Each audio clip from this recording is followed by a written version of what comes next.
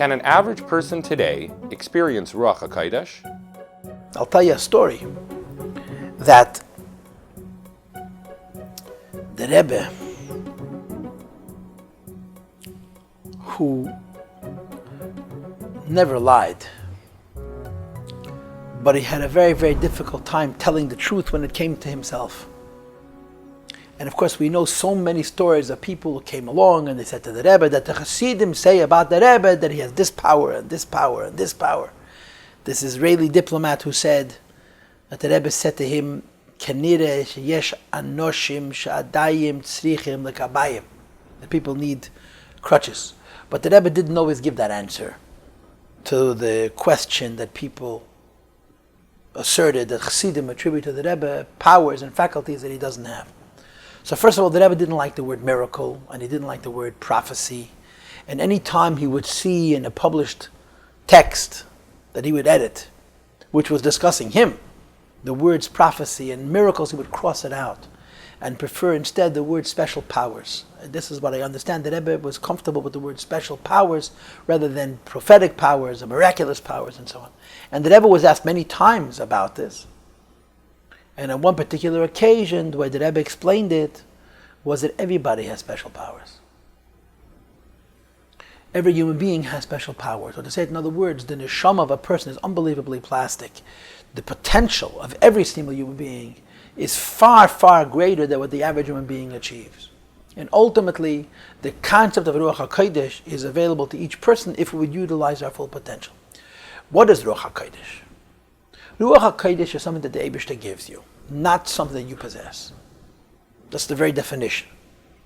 Which is why ultimately ruach hakodesh and nevuah and all these different things are in the same basic category, that the Eibishter is lifting you up. But of course, the issue with ruach hakodesh has to do with the prerequisite, has to do with Akdam.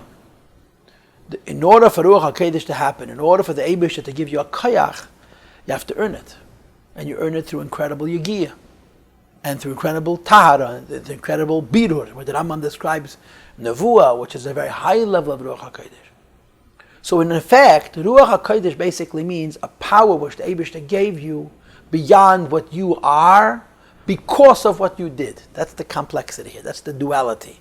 On the one hand, the ruach hakodesh doesn't happen in a vacuum. Ruach hakodesh happens to the deserving. On the other hand, the definition of ruach hakodesh is that you didn't earn it and you don't deserve it. It's a hashra. It manifests upon the person if the Eibishter chooses for this to happen. So I'm thinking as I'm speaking the concept of the ruach hakodesh by shaitim. There's an idea that the Eibishter gives inspiration to people who are completely undeserving. That's a different concept. Because that ruach hakodesh is really a helam, state of ruach hakodesh. In other words, they don't appreciate the kedusha of the ruach hakodesh. They just have a ruach hakodesh because the Eibishter sends a message through them. But the concept of ruach hakodesh means a human being, through his yigiyah, through his hard work, achieves an inspiration that comes from above. And the truth of the matter is, you could say that about many people today. Shluchim, Baalei Mesiras Nefesh. You read about Hasidim in Russia, and you read about Shluchim today. Those people whose hiskashrus, whose connection to the Rebbe is really powerful, and there are such Hasidim, they're walking this earth, we know who they are. And as a result of this hiskashrus, their dedication to the practical work of the Rebbe has performed miracles and made them into giants. That is, in a small, tiny way, a concept of ruach hakodesh. I'm not going to call them holy, but the koyches that they have, because of their bittul and because of their hiskashrus, are beyond what they themselves are. It's something which is from above them, which is beyond them, which is the basic concept of ruach hakodesh. So if you're asking me, are people in our generations capable of ruach hakodesh? So again, the Rebbe says everybody has special powers if they just tap into them. And of course, you see this in a Baal Tshuva. When a person does Tshuva, you see clearly that what propels a Baal Tshuva towards Tshuva is a koyach which is without him, it's beyond him. Which is why after Baal Tshuva do Tshuva, they oftentimes find it impossible to reenact, to get back the inspiration that brought them to do Tshuva, because it came completely from above, Eserusa de L'Yelo.